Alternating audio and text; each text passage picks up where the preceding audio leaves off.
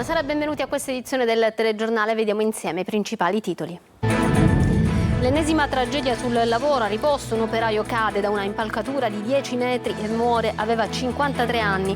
Tornano a protestare i sindacati per una strage silenziosa senza fine, più morti bianche che per mafia. In Sicilia sono già 51 i lavoratori che hanno perso la vita dall'inizio dell'anno.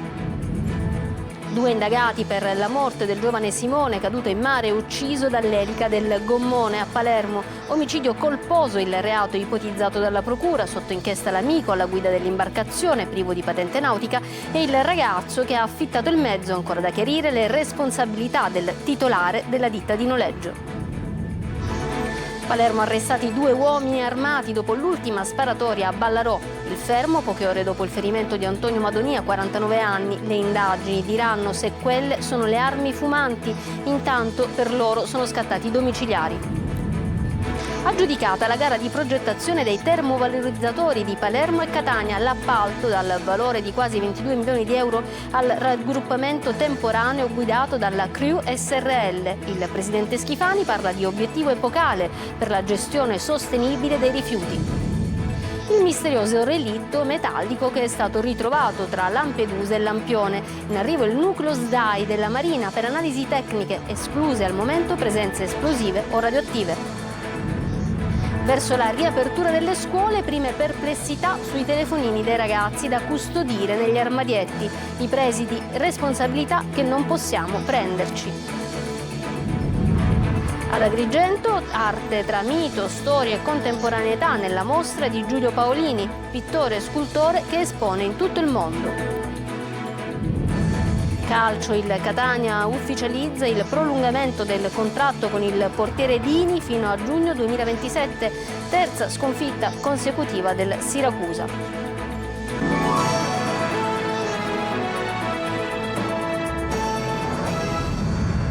Bentrovati, in apertura l'ennesimo incidente mortale sul lavoro. Vittima un operaio di Santa Venerina impegnato nell'ampliamento di un capannone di una fabbrica di serramenti. La tragedia si è consumata a riposto fatale, una caduta da quasi 10 metri d'altezza. Tonino De Mana.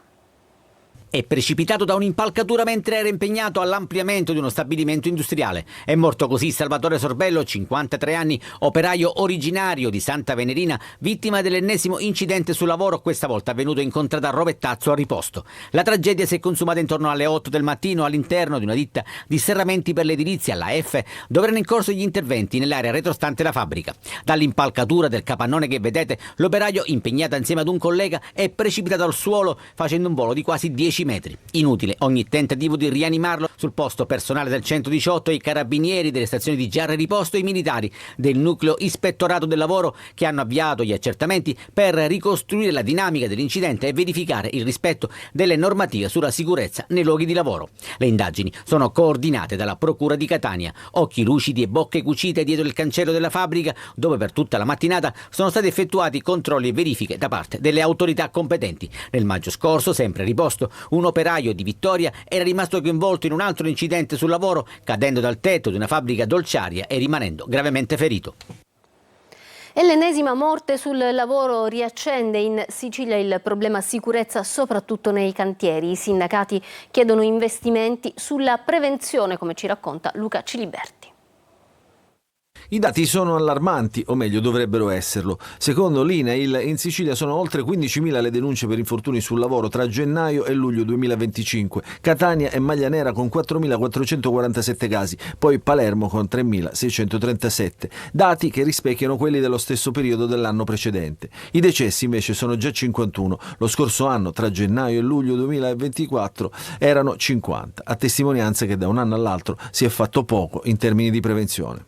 Forse non c'era nessuno che vigilava affinché le fasi lavorative avvenissero rispettando le normative sulla sicurezza previste per la specifica fase lavorativa. Adesso diciamo basta, adesso chiediamo più controlli nei cantieri edili e in particolar modo nei microcantieri, laddove registriamo la maggior parte degli incidenti mortali. Dietro ogni statistica c'è una famiglia spezzata, una comunità ferita, un vuoto che non si colmerà mai. Chiediamo alle istituzioni, agli enti di vigilanza e alle imprese un cambio di passo deciso, più ispettori, più prevenzione, più responsabilità. Denunciamo con forza la totale assenza di controlli, soprattutto nei cantieri privati. Dobbiamo potenziare gli uffici ispettivi, dobbiamo puntare sulla formazione, una formazione seria, soprattutto nel settore dell'edilizia. Una strage silenziosa che fa notizie però solo quando ci scappa il morto. Indagati per omicidio colposo 2 amici di Simone, il giovane stritolato dalle eliche di un gommone a Mondello. Sentiamo il servizio di Lorena Dolci. A 2 mesi esatti da quel 9 agosto in cui la gita in barca a Mondello si trasformò in tragedia, ci sono 2 indagati per la morte di Simone Latorre, il ragazzo di 22 anni stritolato dalle eliche del gommone noleggiato con gli amici. Simone era stato sbalzato in acqua proprio vicino alle eliche, venendo ferito mortalmente. Le indagini sono condotte dalla Capitaneria di Porto, coordinata dal sostituto procuratore Vittorio Coppola. Sotto indagine per omicidio colposo un amico della vittima che era alla guida del gommone e che non possedeva la patente nautica e il giovane che ha noleggiato l'imbarcazione e che invece era regolarmente in possesso del documento. Al vaglio degli inquirenti la posizione del titolare della ditta che ha affittato il mezzo alla comitiva. Ancora poco chiara la dinamica, forse un cambio al timone del mezzo avrebbe provocato un contraccolpo sbalzando Simone in mare, poi una manovra sbagliata al posto di salvare la vita al ragazzo ne avrebbe invece provocato la morte.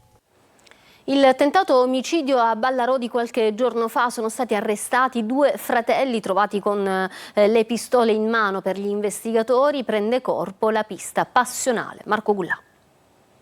Arrestati perché avrebbero tentato di uccidere un uomo a Ballarò. Antonino Madonia, 49 anni, nella serata di giovedì scorso era stato raggiunto da 5 colpi di arma da fuoco, solo uno andato a segno, tra via Naso e via Grasso, che sarebbero stati esplosi da 2 fratelli, Antonino e Michelangelo Serio, di 38 e 35 anni, adesso agli arresti domiciliari con braccialetto elettronico per detenzione illegale di arma da fuoco. A fermare i 2 sono stati gli agenti della squadra mobile che sarebbero riusciti a risalire alla loro identità attraverso le immagini estrapolate dalle telecamere di videosorveglianza. I poliziotti si erano messi sulle loro tracce e circa 2 ore dopo la sparatoria li avevano trovati nella zona di piazza Sant'Erasmo. I Serio avevano addosso 2 pistole che ora gli investigatori stanno cercando di collegare con il tentato omicidio.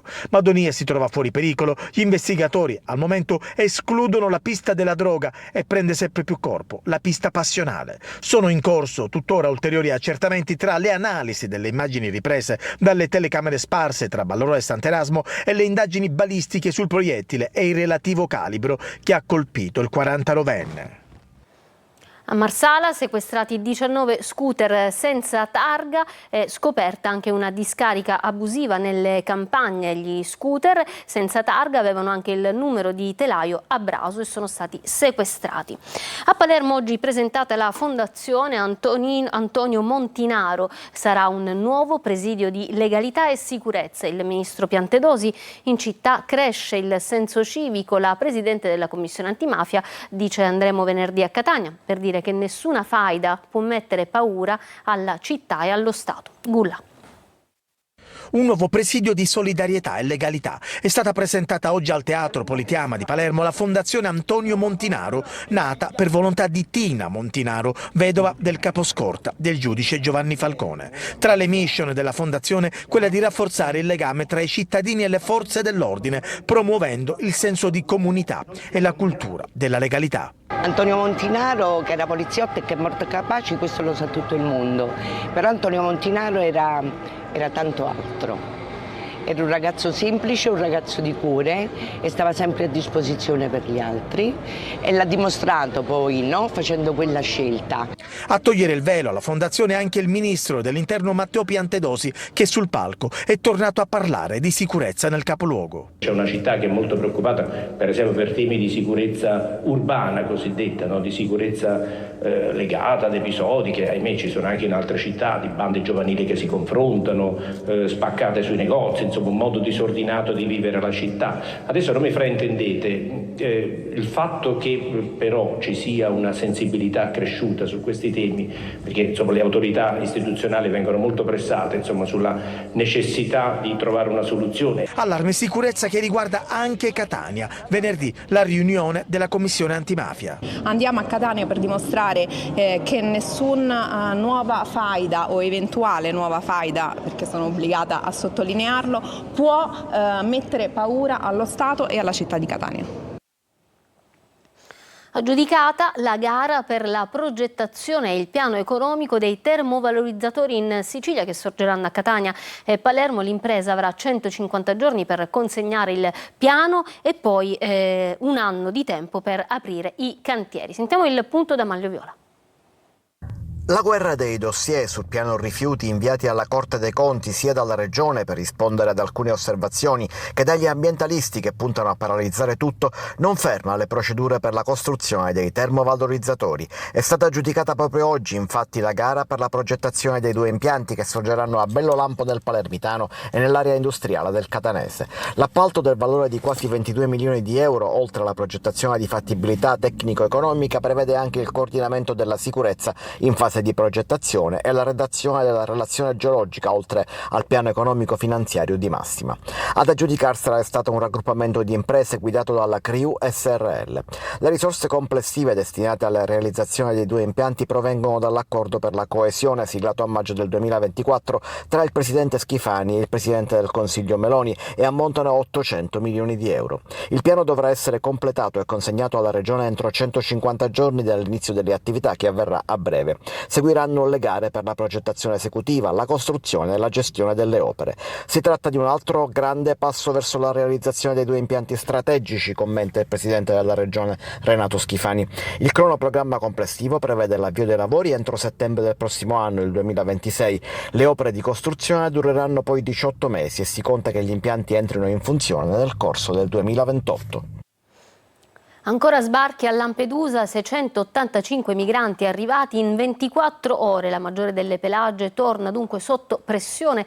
Nelle ultime ore sono sbarcati 391 migranti su 6 barconi, portando a 685 il totale degli arrivi. Nell'hotspot di Contrada in Briacola si trovano ora oltre 1500 persone. Tra i nuovi arrivati, 14 migranti hanno denunciato un'aggressione armata in mare da parte di una imbarcazione libica. Hanno sparato addosso, hanno raccontato.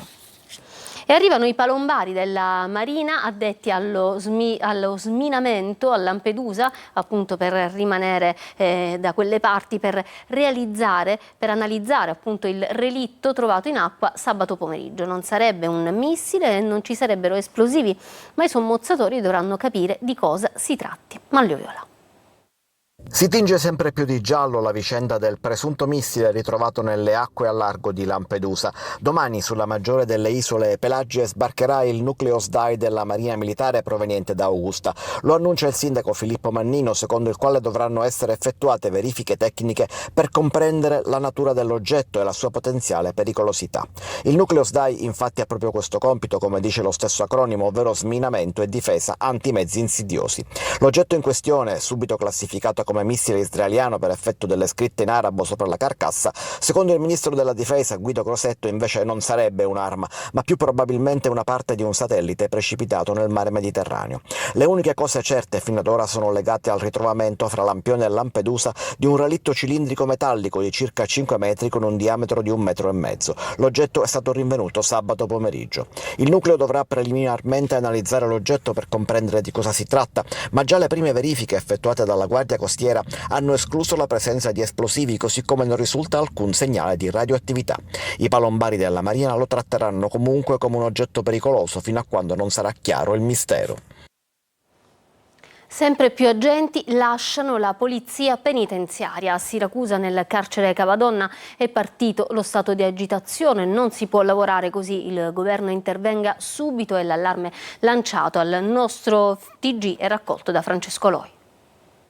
Lavorare in carcere diventa sempre più complicato. L'immagine di questa emergenza arriva dagli agenti di polizia penitenziaria che decidono di lasciare la divisa, come è accaduto a Cavadonna, Siracusa. Parecchie unità che sono arrivate da circa un anno direttamente dalla scuola stanno lasciando il lavoro della polizia penitenziaria perché non accettano più di essere presi a sputi, ingiuriati e addirittura presi anche a pugni. E così, mentre servirebbe rafforzare la presenza degli agenti, l'organico si riduce sempre più tra chi abbandona e chi va in pensione anche in anticipo. Andando ai numeri, quanti nuovi agenti servirebbero?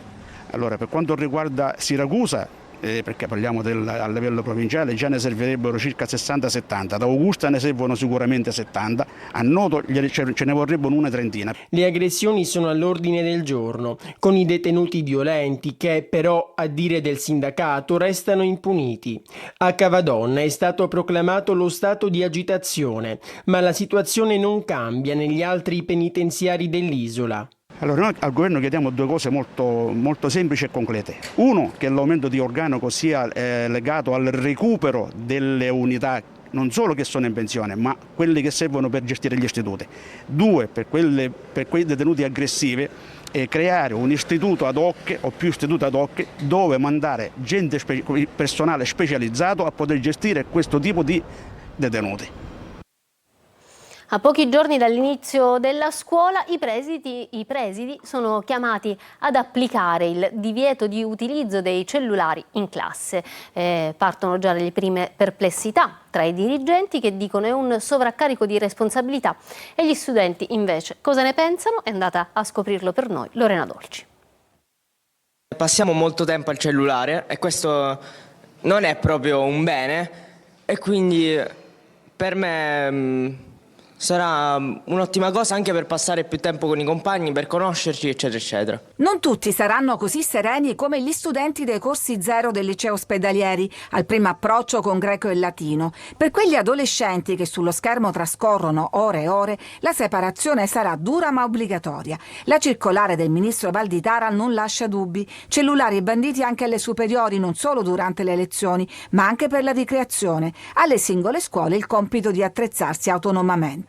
Al liceo classico Ospedalieri di Catania gli armadietti per riporli sono già stati ordinati. Nelle classi i ragazzi il docente avrà a disposizione una cassettina dove li riporranno. Il problema potrebbe essere la ricreazione, ma chiuderemo la classe in maniera ermetica. Non tutti i dirigenti però sono disposti a prendersi questa responsabilità. Abbiamo stabilito che l'unica misura organizzativa fosse quella di fare riporre i cellulari nello zaino e che la scuola non decida come e dove riporli, ma solamente di non farli utilizzare, perché non abbiamo noi, non possiamo prenderci la responsabilità di affrontare ogni giorno ragazzi o genitori che si lamentano perché gliel'hanno rotto, perché gliel'hanno rubato. Ce la farete?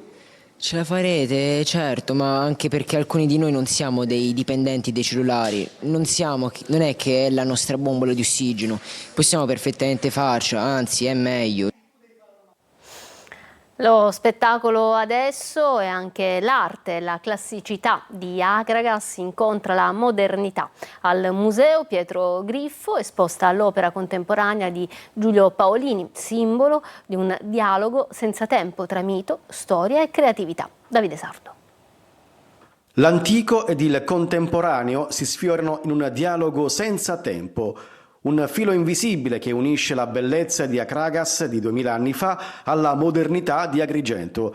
Nella sala Gela del Museo Archeologico Pietro Griffo, di fronte al monumentale cratere del 460 a.C., oggi trova spazio Vis-à-vis Amazzone, l'opera contemporanea di Giulio Paolini realizzata nel 2019. Vis-à-vis infatti è giocata sul doppio e c'è questa testa di Amazzone ferita da Policleto, un calco in gesso che osserva se stessa. È appunto appunto in questo caso questo sguardo, questo vis-à-vis innesca anche un doppio vis-à-vis, perché siamo in presenza appunto dell'altra Amazzone, quella del pittore dei Neobidi del cratere. Paolini rappresenta una delle maggiori possibilità di espressione di questo dialogo che i visitatori possono naturalmente cogliere. Un incontro tra epoche e linguaggi che supera i secoli in un abbraccio ideale tra mito e modernità, consegnato agli occhi e alle emozioni di chi varca le soglie del museo. Ci fermiamo adesso per una breve pausa, tra poco lo sport e il calcio.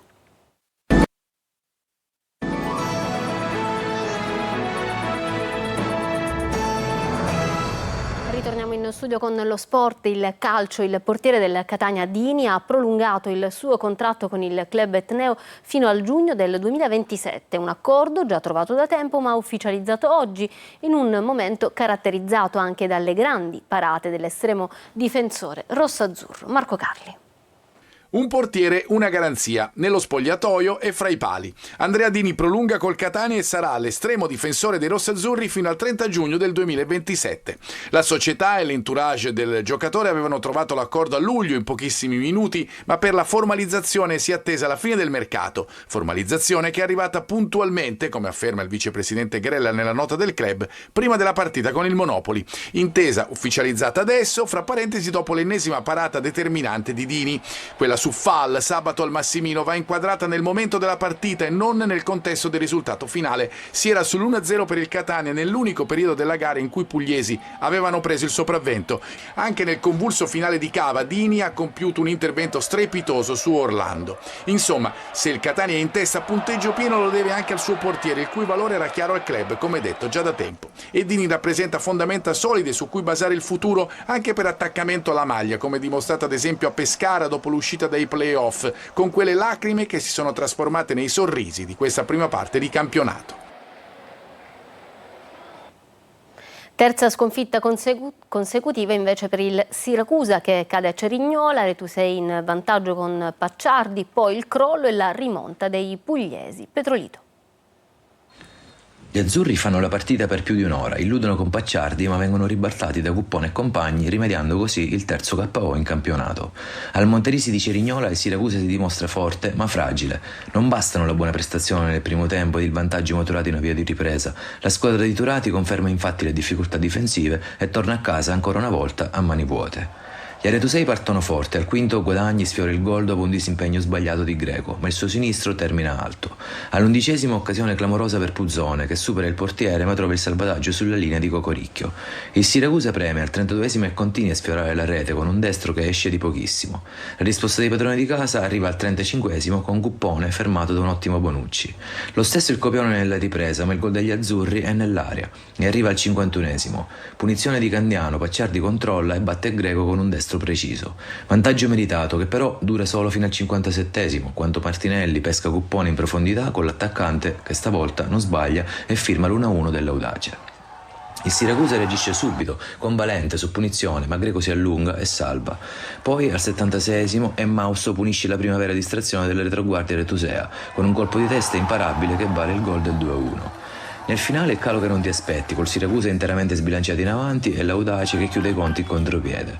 Al 79esimo Cuppone colpisce la traversa con un pallonetto e al 91esimo firma la doppietta personale per il definitivo 3-1. Due piloti siciliani, Francesco Conticelli e Samuele Cassiba, sul podio della 67esima Monte Erice, ultima prova del campionato italiano supersalita, vinta dal campione europeo Simone Fagioli. Domenica in Sicilia, altra cronoscalata, la coppia nissena Franco Cammarasano.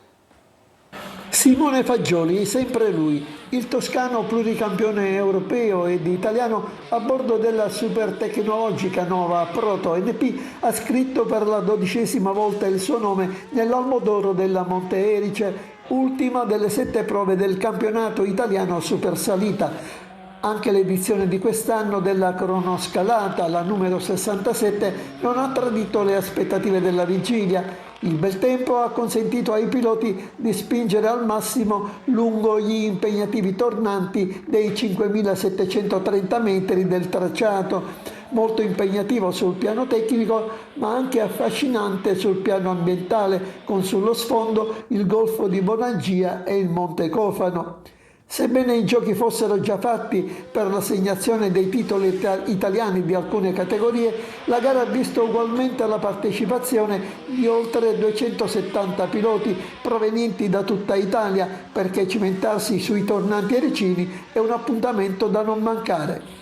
Presenti anche i migliori siciliani, 2 dei quali saliti sul podio assieme a Fagioli, il marsalese Francesco Conticelli ed il ragusano Samuele Cassibba, a conferma del livello altamente elevato raggiunto nell'isola dall'automobilismo sportivo. Domenica si torna a correre in Sicilia, c'è la Coppa Nissena, valevole per il campionato italiano velocità montagna sud e per quello delle auto storiche. Anche questa una bella gara. Ancora una breve pausa, a tra poco.